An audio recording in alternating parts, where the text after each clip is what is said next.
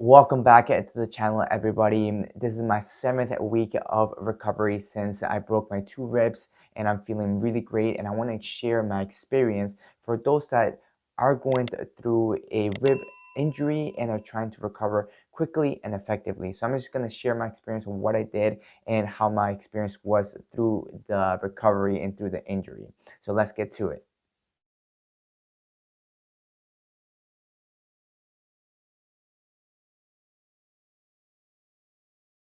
Week number 1 and 2, it really sucks. You can't move, you can't breathe, it's hard to sleep. So just let your body recover as best as you can. Don't try to do too much.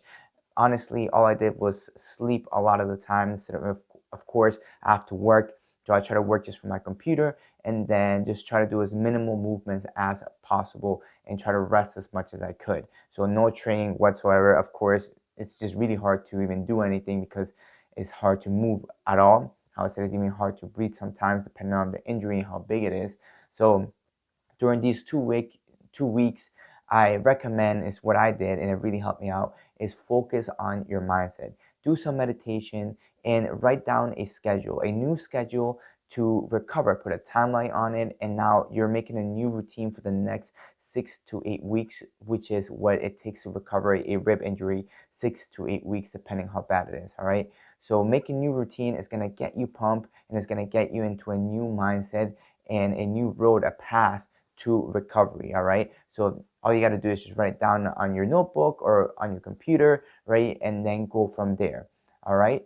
And one thing that did help me as well is on the second week, I started taking cold showers again. I usually take cold showers, but the freezing water makes you shiver, and then that just really hurts. So at the beginning, the first week was just taking, warm showers, but after that, I started taking warm showers and then finishing the shower with cold.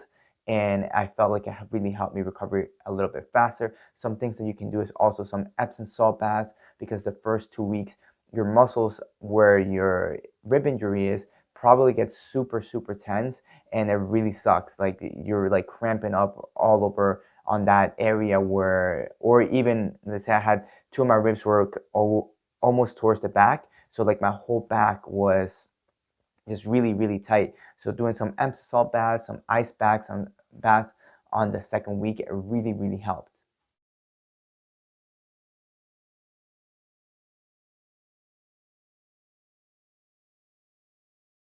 Week number 3 and 4. Now I start moving the body. I start getting some fresh air, some vitamin D from the sun. I start going on some walks. So walking is super effective to recovery because it gets the body moving. You're not just standing still the whole time. Now, as soon as you're able to walk, I recommend walking. You don't build any lactic acid because it's not really a workout that's going to really hurt your muscles, but it does help you to move your muscles, move the body, and slightly speed up your heart rate, which is going to help you recover a little bit faster. You get some fresh air, especially if you go outside, and you get that fresh sunlight as well. It's going to be really good for your mood as well, which if you put it all together, it's going to be really helpful for a better and faster recovery. Instead of just being sad indoor, locked in your room all day, get out there and walk. Now, on week number 4, I start doing some mobility. No weight or anything. I keep doing my walks about an hour 20, walking, listening to a podcast or listening to a book. And then I started adding some mobility, just some easy stretches. All right. The rib injury for me was a little bit more towards the back. So I kind of just started stretching that back muscle a little bit, nothing crazy, just to get, again, to get the body moving and get that mobility back to where it's supposed to be.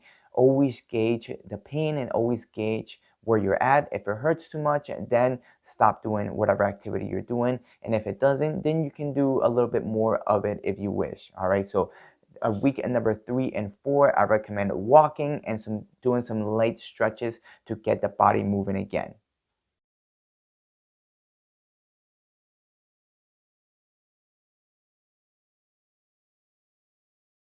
Weeks number 5 and 6, I started doing some strength conditioning with mobility. I still kept up with my walking, so almost every single day, at least 4 to 5 days of the week, I started going on an hour 20 walks. But then I would do about 20 minutes or so of some strength conditioning workouts and mobility workouts.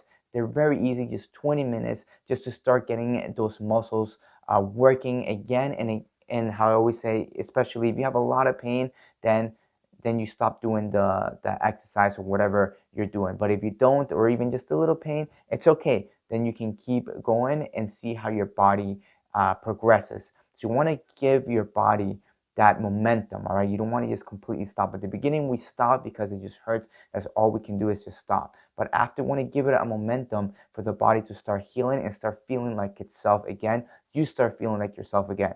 So weeks number 5 and 6, I have the link it down below or up above, right? It's just a mobility workout that I like to do with some kettlebells to get the body stronger and start feeling how I'm supposed to feel as far as getting that muscle strength again. So check it out, weeks number 5 and 6.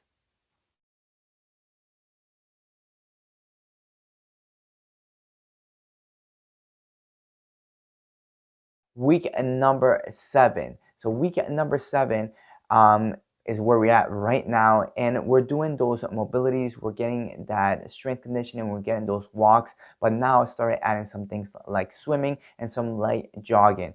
Honestly, right now I feel no pain. I feel really, really great, and actually started hitting the heavy bag just a little bit, and it felt awesome. So I'm always gauging my recovery and always gauging on the pain, right? On the pain and uncomfortness. That way I can heal appropriately and effectively. But so far, I feel really, really great. So I'm gonna start putting some light intensity for weeks number 7, and then of course week number 8. After that, I just keep going. I keep putting more intensity, more intensity, more intensity, and then I should be back to normal, or sometimes even better, because I not just let my ribs heal, but also things like my knees, that I'm always like doing a lot of running. So I let my knees kind of heal up as well. I wasn't completely standing still because I was going for my walks. I did some strength conditioning and did some mobility, started doing some swimming as well. So all this is actually going into my overall health, not just healing the rib injury, but my overall health, my overall strength and conditioning. It's allowing me to heal the body, not just the ribs, but all over the body. And then I keep that momentum going with some easy, light movements, like again, stretching, walking, swimming, and some light jogging here and there. All right, so that is the summary of my rib recovery. Of course, we have the whole part number 1, part 2, part 3, right? And then now finishing off with this part 4 and the summary of the whole recovery, the whole experience. And if you're going through an injury, a rib injury just like this, I hope that these videos help you out and get you motivated to get back in the game and get back into your normal routines stronger than before, right? We always want to grow through adversity. Sometimes we have a chaos and we have some adversity, obstacles are in our way, and we can see them as making us stop from our progress, or we can see them as putting us into an uncomfortable zone that's going to allow us to grow in a way that we might not have planned before, which is super special and I think super important to do. At the beginning, you might be sad, you might be depressed because your routines have been broken. But if you learn how to take these uncomfortable times, this chaos, and use it for an opportunity to grow, right now, honestly, I feel better than before. I started hitting the bag, I started going a little bit overboard, even though I felt really good, but I felt like I had more energy than before I started. I got the rib injury because again, a lot of my uh, other injuries from my knees, from my hand healed. So now I felt really good hitting the bag. All right, so I'm really pumped, and I really hope that this video helps out anybody that has a rib injury. And make sure that you haven't subscribed to the channel. Make sure to subscribe to the channel. I'm always uploading new content, new workouts, and of course anything that's going on in my life. All right, and also make sure to hit that notification button, and if you have any questions, comment below and I'll get back to you as soon as I can. Thank you again for all the support and see you guys next time.